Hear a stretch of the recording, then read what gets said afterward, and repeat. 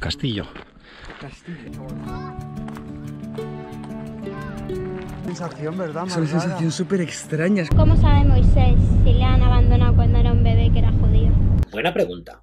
Pues sí, yo soy Moisés. ¿Qué tal, segunda expedición? Yo soy Jacob o Israel. Tan importantes somos para descubrir el origen que se puede trazar mi línea genealógica desde el principio de los tiempos y por tanto también la historia de cristianos y musulmanes, porque hasta mi abuelo Abraham todo es igual para las tres tradiciones.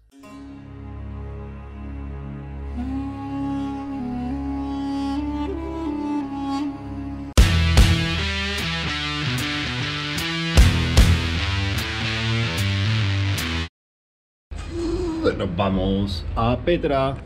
Esto es la habitación, pues si no habíamos enseñado. Con su terracita. Allí enfrente un discotecón. Anoche un musicote. Estamos en la yema del huevo. Y aquí por la calle. A recoger las mochilas, a revisar un poco toda la habitación, muy importante, mirar debajo de las camas y todo. Y preguntar a todo el mundo si tiene pasaportes, el dinero, los cajones, las bolsas, ni nada. Bien. Buenos días. Venga, pues hace más fresco en Amman de que nos esperábamos y tenemos mi... Ya está, nos vamos a Petra, día 20 del viaje.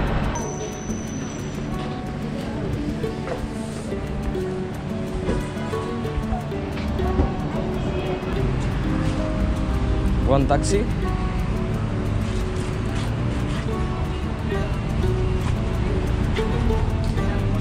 El papelete. Ya tenemos los taxis. Venga. ¿Qué tal, segunda expedición? Yo soy... el guionista. Y bueno, es que como estamos casi en la mitad del viaje, pues quería venir yo hoy a contaros un par de cosas. La primera expedición nos sentimos como que todavía estamos saliendo del estado de toma de conciencia brutal que el Líbano nos ha regalado. Y ayer, o hace casi un año, depende de cómo se mire, como había que aprovechar al máximo las 24 horas del coche alquilado, el ritmo frenético tampoco nos dejó pensar.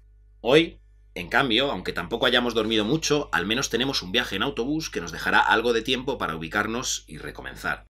Estamos cerca de la mitad del viaje y tenemos que coger fuerzas para lo que nos queda. A la primera expedición, experimentar y grabar lo que nos encontremos, difuminar sin borrar los datos históricos que ya sabemos para poder entender desde el principio a quien nos vayamos cruzando y olvidar lo que sabemos del grupo para recrear la euforia del viaje. A los editores y a mí nos queda generar, guionizar e ilustrar la mitad de los vídeos, vadear las dudas sobre lo que estamos haciendo y encontrar la motivación para echarle las horas que necesita. Y a quienes me escucháis, la segunda expedición os queda, qué menos, llegar con nosotros hasta el final, apoyarnos suscribiéndoos y compartiendo los vídeos si os parece un buen trabajo. Y también, en cierto sentido, como nosotros, tenéis que difuminar la historia que vamos aprendiendo para evitar prejuicios prematuros. Y bueno, también tenéis que perdonar a la primera expedición muchísimas cosas. Objetivos sucios, planos imposibles, un sonido horrible a veces. Y más allá de las diferentes formas de relacionarse con este viaje o este proyecto, geográficamente a todos nos queda Jordania, Israel, Palestina y Egipto. ¿Veis a esto por algún lado? No. Mira. ¡Anda! ¡Aquí están! Te voy a dejar donde sale el autobús. Anda, mira, o sea... Y 3. ¿Pero no era 6? La guía decía 5, pero la guía de hace 3 años. Todo puede subir, ¿sabes? Todo cambia. Bana 5 Petra 6 7 Spanish, Juan. Real Madrid el Real Juan de María. Que hemos acaparado todos los asientos de aquí. 4 horitas en este minibús. 4 5 Yo tengo Camel. Espera, que tengo todo, ¿eh? Tengo todo. Acaba de filmar viva. Bueno, pues a las 9:30 por ahí, estamos ya metidos en el autobús. Parecía que esto iba a salir, pero tampoco se ha vuelto a frenar, así que ahí está la familia. No pasa nada, pero te nominamos. Estás nominada. Mira, hay 2 niños que nos están mirando ahí. Camino de Petra. La maravilla del mundo moderno que decíamos en la intro, que nos enseñan. Here we go. 7 dinares nos ha costado todo a cada uno. Y 3 dinares en 2 grupos de venir en taxis a la estación, pero la verdad es que estaba a tomar por el culo. No nos ha engañado el señor de la pensión. Estaba lejos, far away. Madre mía, que hemos liado en el pasillo del sitio este. Pues como decíamos, hoy tenemos este viaje en autobús que esperamos que nos deje algo de tiempo para separarnos un poco de la brutalidad de lo inmediato, de la gravedad de lo histórico y respirar. Para desincentivar recorridos mentales que vayan cargados de inercia y pensar qué estamos haciendo. Ahí, frente a la cámara, y aquí, detrás del ordenador. Ahí estamos viajando y grabando. Y aquí estamos seleccionando material audiovisual, datos, personajes históricos y recreando un nuevo viaje en el que la segunda expedición viene ya invitada. A partir de mañana nos meteremos con el tema del viaje, por qué y cómo lo hacemos. Hoy vamos a intentar destripar más bien lo que hacemos detrás del ordenador, nuestra forma de contar la historia y el encuentro con el otro. Acabamos de hacer una parada aquí, in the middle of nowhere. Es todo el autobús. Ya ves, hay que volar para pasar esto.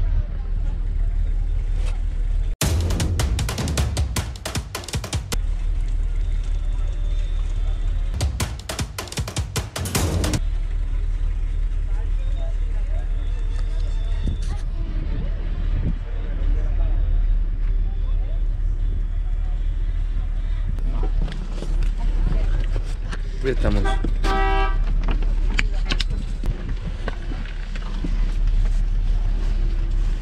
Oye, nena, tú en este autobús no eres, que no te voy a bajar.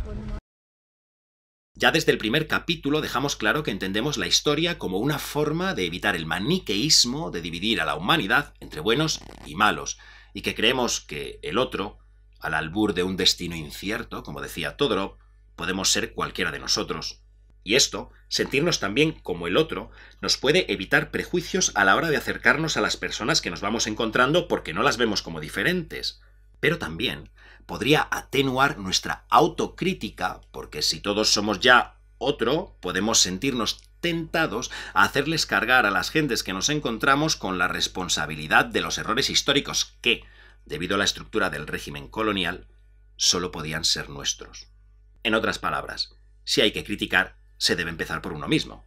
Como decía Machado, no extrañéis, dulces amigos, que esté mi frente arrugada. Yo vivo en paz con los hombres y en guerra con mis entrañas. Así que sí, confesamos nuestro sesgo. Vamos a aplicar el pensamiento más afilado con aquello que conocemos mejor, lo que consideramos, hasta cierto punto, propio. ¿Y qué es en ese sentido lo propio? ¿A qué nos referimos concretamente? Pues en el ámbito de la nacionalidad o pertenencia étnico-cultural, más allá de nuestros pasaportes españoles, por haber nacido y crecido en la península ibérica, consideramos que tenemos 3 posibilidades de afiliación supranacional. 3 posibilidades de identificación que no inocentemente compiten entre sí debajo de muchos discursos políticos. Podemos elegirnos, entonces, como europeos, latinos o como mediterráneos, y no da lo mismo que la gente que vive en España prefiera ser más una cosa que otra. Antes de eso, y al margen de las filiaciones que sintamos, en nuestro pasaporte pone que somos españoles, y eso es lo que marca que podamos entrar o no a un país y lo que pagamos por la visa. Así que no podemos rehuir esa primera identidad. Esta primera condición de posibilidad de nuestro viaje, tener pasaporte español, y esas primeras entrañas contra las que hay que luchar. Por eso empezamos la serie con Todorov y utilizamos la relación entre España y Latinoamérica para ejemplificar nuestras primeras reflexiones sobre el colonialismo en los primeros capítulos. Sin embargo, en Oriente Medio, España no participó en el reparto colonial porque su situación histórica era ya desastrosa. Aún así, no queremos escurrir el bulto. España tiene una enorme responsabilidad en el pasado y presente colonial del mundo y nos encantaría que el proyecto encontrase apoyo suficiente como para poder viajar a Latinoamérica en una próxima edición y revisar todo lo que se tiene que revisar en la historia española, que es mucho. Por seguir tirando del hilo de la desigualdad que el colonialismo generó, ahora ya sí, en Oriente Medio, hemos considerado como propios, para poder ir con la navaja crítica hasta el final, a los europeos. Franceses e ingleses sobre todo, pero también alemanes, rusos, italianos, bizantinos, turcos, que lo son aunque no queramos, y en general países que podríamos llamar Occidente sin que nadie se escandalice, como Estados Unidos. Así, Pedimos disculpas de antemano a quien nos vea desde el otro lado del Atlántico o del Mediterráneo si alguna vez decimos nosotros refiriéndonos a los europeos. Nos declaramos europeos solo provisionalmente en esta ocasión y solo para tener libertad total de guerra con esas entrañas europeas. No queremos con esto en absoluto defender una identidad europea para la gente con pasaporte español por encima de una que nos uniera con quienes consideramos nuestros hermanos latinos, todos los que hablamos español, o mediterráneos, árabes, turcos y judíos más que holandeses. ¿Y entonces, somos más condescendientes con los pueblos que visitamos porque no son europeos? No. Somos prudentes, intentamos contener la prepotencia que nos han inculcado en casa a la hora de comprender, de juzgar. Somos conscientes de la educación etnocentrista que hemos recibido y tratamos, por supuesto sin éxito absoluto, de neutralizarla. Así que admitimos tener objetivos en parte diferentes con europeos y no europeos. Queremos conocer la historia de Europa, pero no la que ya sabemos, la oficial, sino la que todavía no nos han contado del todo, y con ello queremos ayudar al viejo continente a mejorar, a asumir responsabilidades históricas. Por otro lado, queremos conocer la historia de los pueblos de Oriente Medio, la que siempre estuvo ahí pero no tuvimos tiempo o ganas de escuchar, no la versión orientalizada que ya nos habían contado desde nuestro occidente. Queremos resistir en la medida de lo posible a la simplificación que conlleva entender del todo y ser conscientes de que no podemos analizar desde fuera de nuestro contexto, de un contexto muy concreto como viajeros europeos que mañana analizaremos. Por eso también hemos seguido utilizando personajes europeos, aun sabiendo que su mera presencia en una serie así sigue siendo colonial. En primer lugar, porque abandonamos la pretensión de hacerlo perfecto, pero también porque nos recuerdan nuestra responsabilidad infinita y porque queremos examinarlos de cerca para desaprendernos nosotros. Se podrá seguir argumentando que entonces, si somos más críticos con unos que con otros, esto no es imparcial. Y ahí, como buenos occidentales que somos, daremos la razón. Sí, nuestro discurso histórico es parcial, pero creemos que cualquier discurso histórico también lo es. Un académico cuenta con pruebas que siguen construyendo un discurso parcial porque se pueden seleccionar y presentar al gusto. Así que admitir que nuestro discurso también lo es nos parece un gesto de honestidad más que de debilidad. Creemos que solo hay discursos subjetivos, más o menos honestos dependiendo de cuánto sean explícitos. Y por eso he venido yo hoy a hablaros, para mostrar nuestras cartas. Por otro lado, la cantidad de material existente que tiene un sesgo ideológico que favorece a Occidente frente a cualquier cosa más allá de Istambul es ingente, y la labor de desaprendizaje necesaria en Europa y Norteamérica para avanzar en derechos de raza es urgente. Así que vamos a seguir. Pues tiramos ya para la casita que está al lado. Pues si desde una perspectiva cultural nacional, más allá de españoles, podemos considerarnos europeos, mediterráneos o latinos en una mezcla no tan inocente, en el círculo identitario que veníamos rondando los últimos capítulos, el cultural religioso, nos consideramos cristianos, si no de forma religiosa, sí cultural, y por tanto parte de un marco de pensamiento más amplio, el monoteísta. Así que, desde el respeto máximo a las creencias religiosas de las personas, y admitiendo que si no está aprobada, científicamente si queréis, la existencia de Dios, sí que está aprobada la existencia del sentimiento religioso en las personas, vamos a permitirnos dar una vuelta por la crítica filosófica al concepto, que repetimos existe, del Dios de judíos, cristianos y musulmanes, el Dios abrahamánico, el infinitamente bueno y poderoso, el que, por encima de las diferencias, desde Oriente Medio, ha conformado también nuestra cultura. ¡Joder, qué peñazo!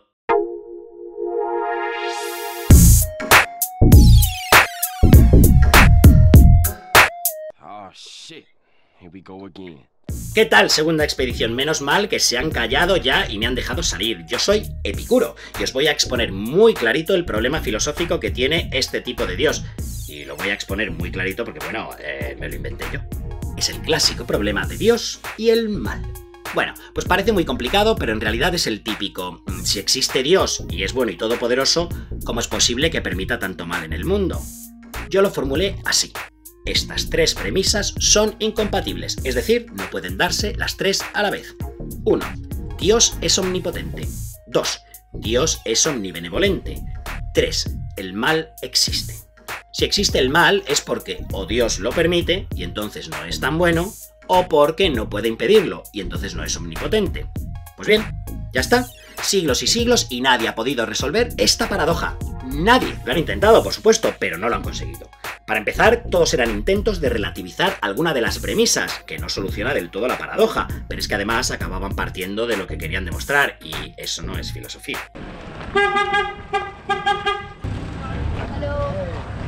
Hostia, es un chaval.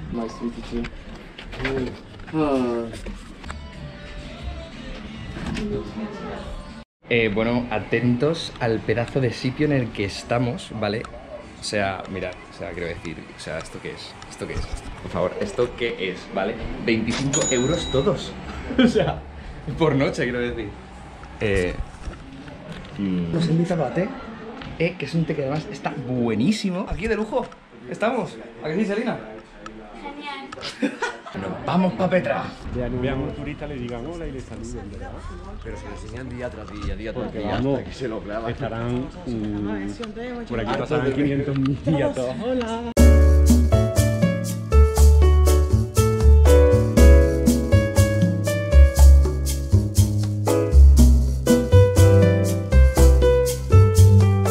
Bueno, pues ahí veis el cotarro. Al fondo Petra, de frente Beatriz fotografiando, metanarrativa audiovisual, y hay unos hiperotelazos, ¿sabes? De, pues eso, y autobuses de gente que va ahí, entra en Petra y se vuelve al autobús. Así es la vida. Y nosotros tenemos una casa muy guay, que ya habéis visto antes, ya lo volveremos a enseñar, que esta noche intentaremos cocinar algo de verdura con arroz, y a lo mejor vemos Indiana Jones. Yo quiero ver Indiana Jones luego esta noche, después de cenar así en la tele.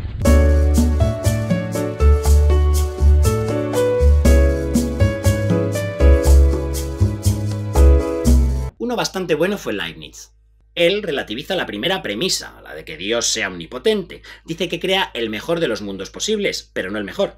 Así que se ha podido colar un poco de mal. Sí, vale Leibniz, pero entonces no lo puede todo. También relativiza la existencia del mal y dice que en realidad pues no existe. Lo que pasa es que los seres humanos limitados no podemos ver lo que en realidad es un bien mayor, pero nos parece un mal. Es decir, matanzas de personas inocentes, por ejemplo, pueden tener una buena razón para Dios que nosotros no vemos. A no ser que aquellos a quien no quiere salvar del sufrimiento sean malos. De hecho, esta es otra respuesta clásica al problema del mal que no soluciona mi paradoja, pero que ha tranquilizado a los creyentes durante siglos. Que el mal llega a quien se lo merece, y así Dios sigue siendo bueno. Esta es la falsa solución al problema que yo planteé, que tristemente más se ha calado culturalmente. Es la más simplificada y ha tenido más éxito que las sutilezas de Leibniz o San Agustín. Y no soluciona mi paradoja porque, de nuevo, no sería Dios todopoderoso, porque podía haber creado un mundo donde no hubiera posibilidad del mal. Y bueno, no sé si veis, además, lo peligroso de esta idea, de pensar que el mal le llega solo a quien se lo merece, porque implica tanto que cualquier muerto es un culpable, como que cualquier asesino que logre su cometido y salga indemne está del lado de Dios. Es decir, que todo el que haya ganado es bueno y el que haya perdido, no. Y esto me suena bastante, por ejemplo, al desastre de las cruzadas que transformamos en musical en los capítulos 20 y 21, pero llegó probablemente a su último momento de esplendor y primero de decadencia tan tarde como en el 1755. Y digo que empieza la decadencia porque todavía nos queda algo de ese razonamiento dentro que vuelve a aflorar en momentos reaccionarios de Occidente. 1775 es el año en el que se produce un terrible terremoto en la ciudad de Lisboa, donde se calcula que mueren cerca de 30.000 personas. Y según esta idea, 30.000 personas todas culpables, o al menos muertas al servicio de un bien mayor que no pueden comprender. Y todo esto, no olvidemos, en el mundo creado por Dios, en el mejor de los mundos posibles. Gente como Voltaire se opusieron a esta interpretación que los sacerdotes estaban extendiendo por Europa. En su novela Cándido, escrita poco después, hay un personaje, Pangloss, que caricaturiza a Leibniz y su tesis del mejor de los mundos posibles. En su poema sobre el desastre de Lisboa, nos dice Voltaire: filósofos engañados que gritan todo está bien, vengan y contemplen estas ruinas espantosas. Esas mujeres, esos niños, uno sobre otro, apilados, debajo de esos mármoles rotos, esos miembros diseminados. Frente al espantoso espectáculo de sus humeantes cenizas, dirán ustedes, ¿es el efecto de las eternas leyes que, de un Dios libre y bueno, necesitan la decisión? Dirán ustedes, al ver ese montón de víctimas, ¿se ha vengado Dios? ¿Su muerte paga sus crímenes? ¿Qué crimen, qué culpa cometieron esos niños sobre el seno materno aplastados y sangrientos? ¿Tuvo Lisboa, que ya no es, más vicios que Londres, que París, en los deleites hundidas? Lisboa queda hundida y en París se baila. Más allá de esta defensa que Voltaire hace de mi argumento, lo que también está claro es que en cualquier desgracia humana siempre hay alguien que saca beneficios, aunque no creo que a eso se refiriera Leibniz con lo del bien mayor que no comprendemos, ni tampoco creo que el Dios omnipotente y omnibenevolente o la humanidad en general sean quienes se benefician de las tragedias. De hecho, suelen ser personas más concretas. Respecto al caso de Lisboa, Voltaire dice en una de sus cartas: «No queda actualmente ni una casa en Lisboa, todo ha sido engullido o se ha quemado. Con respecto a los ingleses, ellos ganarán a la larga más de lo que perderán y venderán muy caro todo lo que sea necesario para el restablecimiento de Portugal». ¿Qué te parece? Maravilloso, pero ¿esto qué es? ¿Esto qué es? Pues no sabemos todavía. Tenemos que ir a comprar la entrada. Estábamos comentando que está muy reformado. Está todo muy remozado, antes no era así. ¡Wow!